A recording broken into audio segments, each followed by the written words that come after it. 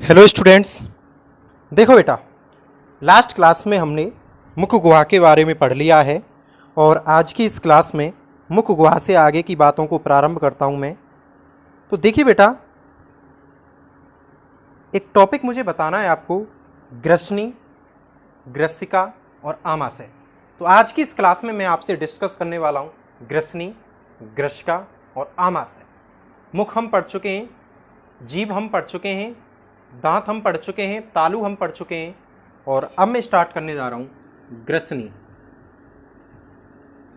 क्या बेटा? ग्रसनी। जैसा कि याद हो, लास्ट क्लास में मैंने एक लाइन बोली थी ग्रसनी से संबंधित कि आहार नाल का वह भाग जिसमें भोजन और वायु एक साथ मिल जाएं। आहार नाल का वह भाग जिसमें भोजन व वायु एक साथ मिल जाएं।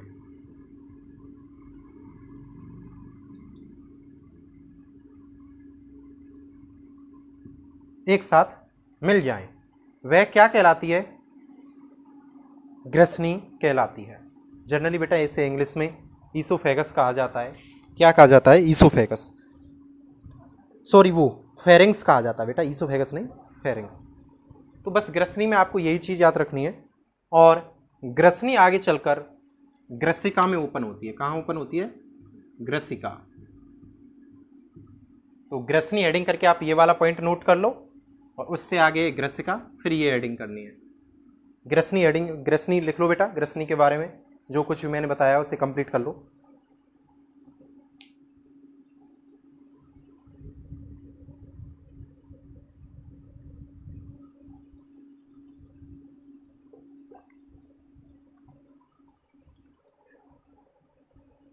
चलिए देखिए, ग्रसिका के बारे में बात करते हैं।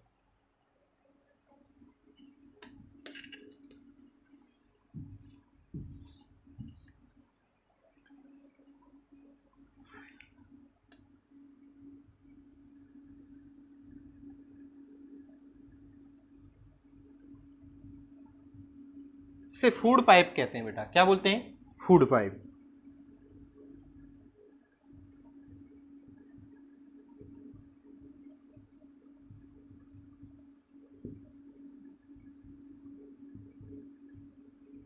इसकी लंबाई लगभग 25 सेंटीमीटर होती है। कितनी होती है बेटा? लगभग 25 सेंटीमीटर होती है इसकी लंबाई। ओके स्टूडेंट्स, नेक्स्ट पॉइंट देखिए।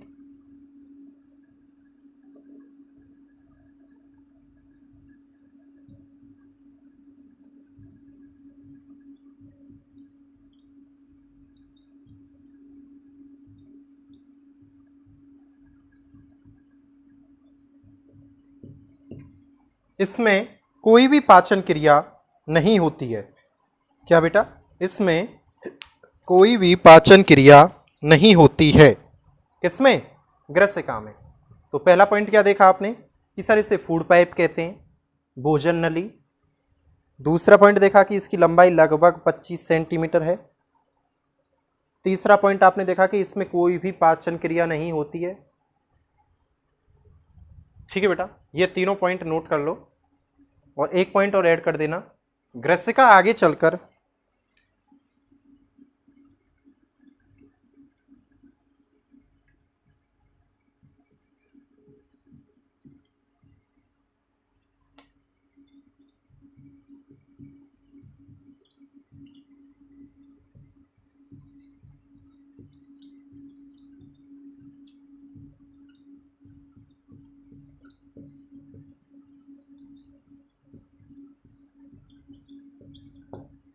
और लास्ट वाला पॉइंट ऐड कर दो।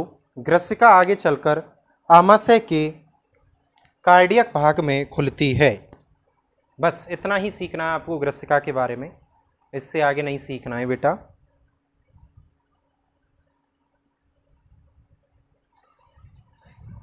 तो आपने ग्रसनी के बारे में देख लिया और ग्रसिका के बारे में ये सभी पॉइंट आपने देख लिए कि सर ये आगे चलकर कहाँ पे ओपन होती है? आमाशय के कार्डियक भाग में। इसे क्या बोलते हैं बेटा? फूड पाइप कहते हैं।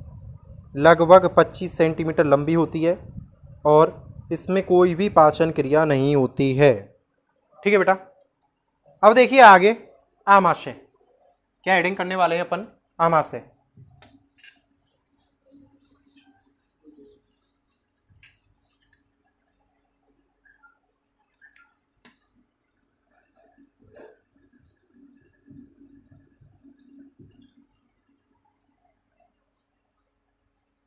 आमाशय,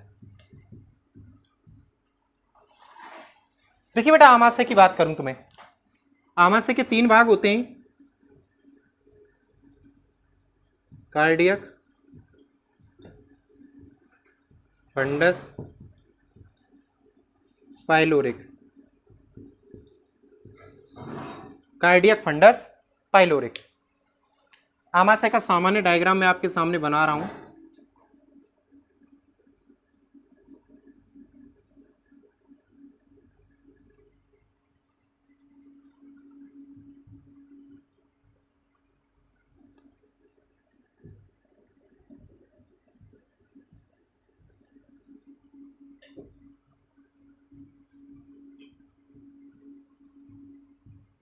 ये बेटा आमाशय का डायग्राम है, आप देख लीजिए एक बार। और तीनों भागों को मैंने इस डायग्राम में आपके सामने बता भी दिया है कि कौन सा भाग कहाँ पे दिखाई दे रहा है। अच्छा एक बात बताता हूँ बेटा, जो खाली आमाशय होता है, जब आमाशय में भोजन नहीं होता है तो आमाशय जे आकृति का दिखाई देता है, जबकि भरा हुआ आमाशय सी आकृति का दिखाई देता है। दोबारा सुनिए, खाली आमाशय जे आकृति का दिखाई देता है और भरा हुआ आमाशय सी आकृति का दिखाई देता है। तो 2 पॉइंट और ऐड कर सकते हैं क्या? अब आमाशय में लिखना है सब कुछ बेटा, ऐसे नहीं है कि कहां लिखें कैसे लिखें। क्या लिख सकते हैं? इधर पॉइंट बना के लिख दो, खाली आमाशय, खाली आमाशय जे आकृति का और भरा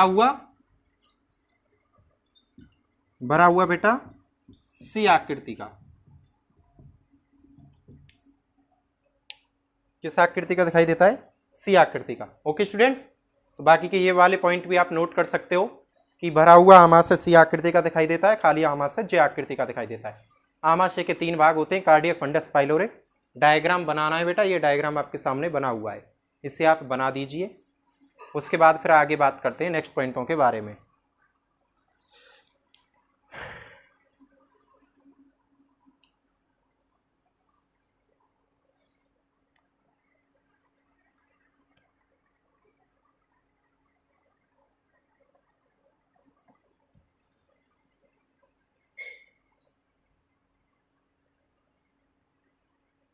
चलिए बेटा आगे देखिए, ये पॉइंट्स नोट कर लिए ना सभी ने? Very good.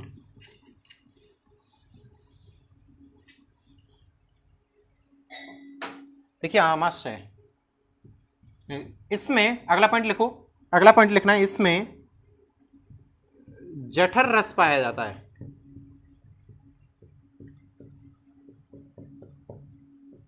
इसमें कौन सा रस पाया जाता है? जठर रस, जिसका श्रावण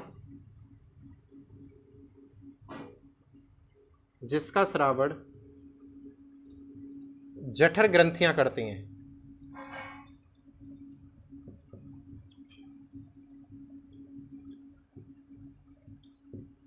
जिसका श्रावण कौन करती हैं? जठर ग्रंथियां। तो नेक्स्ट पॉइंट नोट करो बेटा, आमाशय में जठर रस पाया जाता है जिसका श्रावण जठर ग्रंथियां करती हैं। कौन करती हैं? जठर ग्रंथियां करती हैं। कौन सा रस पाया जाता है आमाशय में? जठर रस, जिसका श्रावण कौन करती हैं? जठर ग्रंथियां।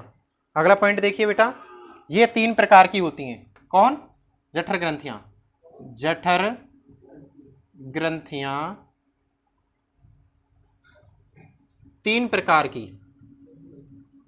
कितने प्रकार की? 3। पहला देखो बेटा पेप्टिक, कौन सी? पेप्टिक। दूसरा देखो बेटा परिधीय, परिधीय। और तीसरा है बेटा चषक। क्या बेटा? चषक, च स और का, चषक।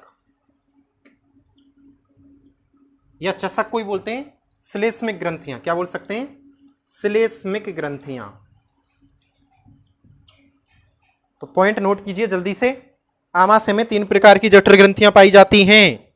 आमाशय में कितने प्रकार की जठर ग्रंथियां होती हैं? 3। पहला पेप्टिक, दूसरा पर्दीय, तीसरा चषक। चषक ग्रंथियों को बोलते हैं कौन सी ग्रंथियां बेटा? श्लेष्मिक ग्रंथियां। आमाशय में कौन सा रस पाया जाता है? जठर रस। जठर रस का स्रावण करने वाली कोशिकाएं या ग्रंथियां जठर ग्रंथियां कितने प्रकार की होती हैं? 3। पहली पेप्टिक, दूसरी परिधीय, तीसरी चषक या श्लेष्मिक। इतना नोट कर लिया कि नहीं कर लिया? पहली हेडिंग कर दो पेप्टिक। कौन सी हेडिंग करनी है बेटा? पेप्टिक। पहली हेडिंग कर दो पेप्टिक।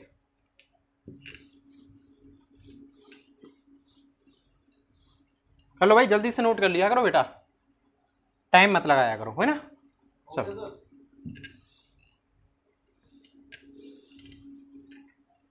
बच्चे इतने होशियार होते हैं, आंसर दे देते हैं। देख लो कितनी खुशी होती है जब आंसर मिलता है बच्चों के द्वारा। तो पहली है पेप्टिक। ठीक है बेटा। अब एक बहुत ही कमाल की चीज बताएं। पेप्टिक, पेप्टिक का दूसरा नाम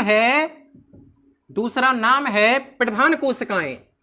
हमारे मामा जी प्रधान है, आपको बता देता हूं मैं। हमारे खास मामा जी प्रधान है और अच्छा खासा उनका नाम चलता है, यूपी के प्रधान है। तो पेप्टिक कोशिकाओं का दूसरा नाम क्या है? प्रधान कोशिकाएं। कौन सी बेटा?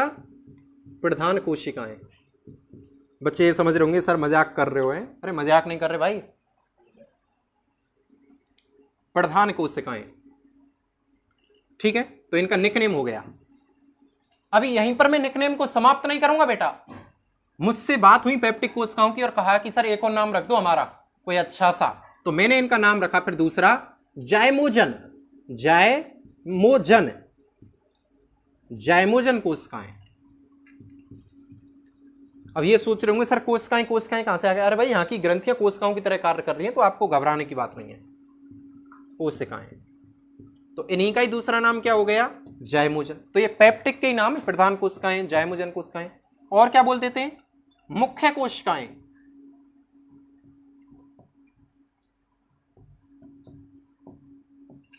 ठीक है भाई, आगे बात समझ। तो ये सब पेप्टिक के ही नाम है। ओके स्टूडेंट्स, अब यहां पे सबसे बड़ी बात क्या आ रही है कि ये करती क्या है? तो इनका बहुत ही इंपॉर्टेंट काम है। ये पेप्टिक कोशिकाएं ये 2 निष्क्रिय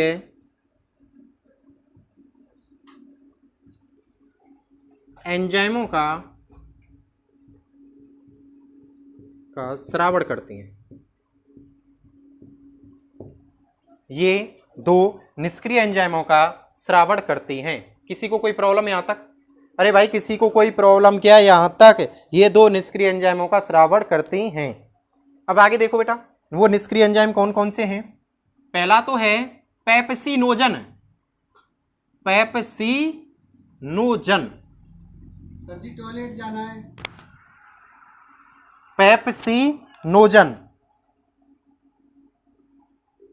ठीक है बेटा, क्या है? पेप्सिनोजन।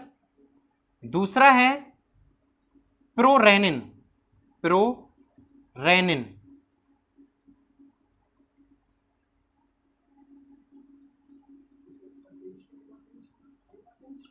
पेप्सिनोजन और प्रोरेनिन। अब ये दोनों ही कैसे? निष्क्रिय एंजाइम है। ठीक है बेटा, देखो दोबारा सुनिए, पेप्सिनोजन और प्रोरेनिन दोनों ही निष्क्रिय एंजाइम है। किसने स्रावित किए? पेप्टिक कोशिकाओं ने या पेप्टिक ग्रंथियों ने। और ये दोनों ही HCl अम्ल की उपस्थिति में, कौन सी अम्ल की उपस्थिति में? HCl अम्ल की उपस्थिति में सक्रिय हो जाते हैं और पेप्सिनोजन से बन जाता है पेप्सिन। इससे क्या बन गया? पेप्सिन। और प्रोरेनिन से बन गया रेनिन।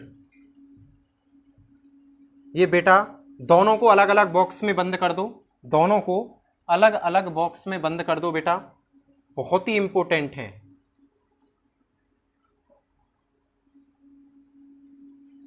दोबारा ध्यान से समझिए, पेप्टिक कोशिकाओं ने 2 निष्क्रिय एंजाइमों का स्रावण किया। क्या किया बेटा?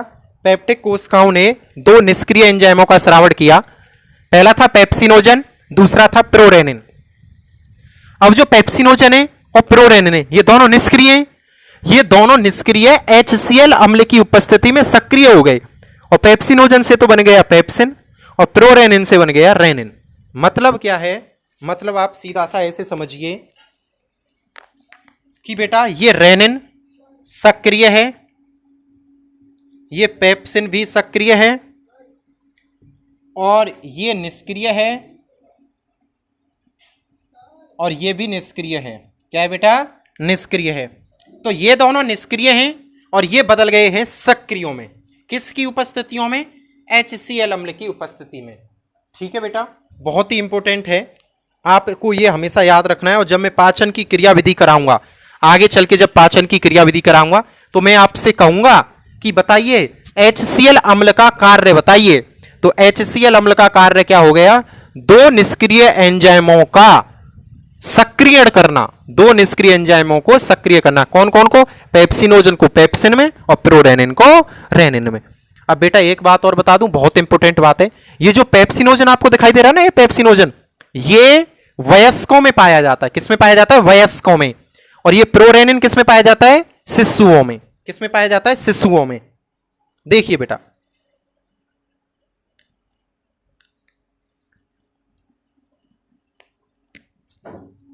पेप्सिन पाया जाता है वयस्कों में, और ये पाया जाता है शिशुओं में। ठीक है बेटा, और याद रखना है दोनों ही प्रोटीन का पाचन करते हैं। क्या करते हैं, दोनों प्रोटीन का पाचन। ये बहुत इंपॉर्टेंट है, बार बार पूछा जाएगा कि आमाशय के अंदर पाए जाने वाले दो प्रोटीन पाचक एंजाइमों के नाम बताओ। अब आमाशय के अंदर दो प्रोटीन पाचक एंजाइम कौन कौन से हैं, एक तो हो गया पेप्सिनोजन और एक हो गया प्रोरेनिन। सर वयस्कों में प्रोटीन का पाचन कौन करता है आमाशय के अंदर, तो याद रखना वयस्कों में प्रोटीन का पाचन आमाशय के अंदर पेप्सिन करता है, जबकि शिशुओं में कौन करता है, रेनिन। अच्छा एक कहानी देखिए बेटा आपने, छोटा बच्चा दूध पलट देता है, छोटा बच्चा दूध पलट देता है। उसका कंसेप्ट मैं आपको अब समझा रहा हूं, बहुत अच्छे से समझना। आपने देखा कभी आप बच्चे को दूध पिलाते हो तो बच्चा दूध पलट देता है, वो क्यों पलटा उसने, क्योंकि उसे अच्छा नहीं लगा या उसने बहुत ज्यादा पी लिया? नहीं बेटा, दूध में होती है प्रोटीन, और उस प्रोटीन को पचाने के लिए क्या चाहिए, एंजाइम चाहिए। अब जैसे ही बच्चा दूध पीता है तो उसके अंदर क्या, रेनिन का स्रावण कम होता है। तो वे बच्चे जिनमें रेनिन का स्रावण कम होता है, वे बच्चे दूध को पलट देते हैं। क्या करते हैं, दूध को पलट देते हैं। तो बेटा याद रखना, अब घरों में अगर कभी बात आए कि बच्चा दूध क्यों पलट देता है, तो इसलिए पलट देता है कि उनके आमाशय के अंदर उनकी प्रोटीन को पचाने वाला जो एंजाइम है जिसका नाम है रेनिन, वो कम मात्रा में स्रावित होता है। क्या होता है, कम मात्रा में स्रावित होता है। तो ये आपको याद रखना है। तो बेटा आज की क्लास में बस मैं यहीं तक आपका समय ले रहा हूं। आपको ये सभी पॉइंट्स जो अभी मैंने बोले, बच्चा दूध क्यों पलट देता है, क्योंकि उनमें रेनिन का स्रावण कम होता है, इन सभी पॉइंटों के बारे में आपको नोट करना है। और ये पेप्टिक कोशिकाओं तक की कहानी आज मैंने आपको बता दी है। आपको याद भी रखना है कि यदि आपसे कभी भी कोई पूछ ले कि आमाशय के अंदर प्रोटीन को पचाने वाले एंजाइमों के नाम बताओ, तो वयस्कों में तो होता है पेप्सिन और शिशुओं में होता है रेनिन। क्या होता है बेटा, रेनिन। तो आज की इस क्लास को हम यहीं पे समाप्त कर रहे हैं। पेप्टिक कोशिकाएं हमने पढ़ ली है, और पेप्टिक कोशिकाओं के बाद बेटा अब हम नेक्स्ट क्लास में जो पढ़ेंगे वो पढ़ेंगे परिधीय कोशिकाएं। कौन सी कोशिकाएं पढ़ने वाले हैं बेटा, परिधीय कोशिकाएं। ठीक है बेटा, तो इस क्लास को बस मैं यहीं पे आपको समाप्त करता हूं। बस आपको करना क्या है, आपको नोट्स तैयार करनी है, इन सभी पॉइंट्स बनाते चल रहे हैं। बहुत सारे पॉइंट बन जाएंगे पेप्टिक कोशिकाओं के, धीरे धीरे धीरे धीरे। वयस्क वाला, शिशु वाला, सक्रिय, निष्क्रिय, कौन ने सक्रिय किया, HCl हमने कहे। तो ये बहुत इंपॉर्टेंट चीज़ है, ये आपको एक्सप्लेन करनी है। मैंने तो बोर्ड पे यहाँ पे आपके सामने बता दिया है, पर आपको अपनी प्रॉपर नोट्स बनानी है अच्छे से। ओके स्टूडेंट्स, तो नेक्स्ट क्लास में मिलते हैं परिधीय कोशिकाओं के साथ। तो आमाशय हमारा एक टॉपिक चल रहा है, और आमाशय के अंदर चल रही हैं जठर ग्रंथियाँ, और जठर ग्रंथियों में हमने पहली पढ़ ली है बेटा पेप्टिक कोशिकाएं। अब हम दूसरे पे पढ़ेंगे परिधीय कोशिकाएं। क्या पढ़ने वाले हैं, परिधीय कोशिकाएं। ओके स्टूडेंट्स, तो बस नोट कर लेना और अच्छे से अपनी नोट्स तैयार करनी है आपको। मिलेंगे नेक्स्ट क्लास में। धन्यवाद बेटा।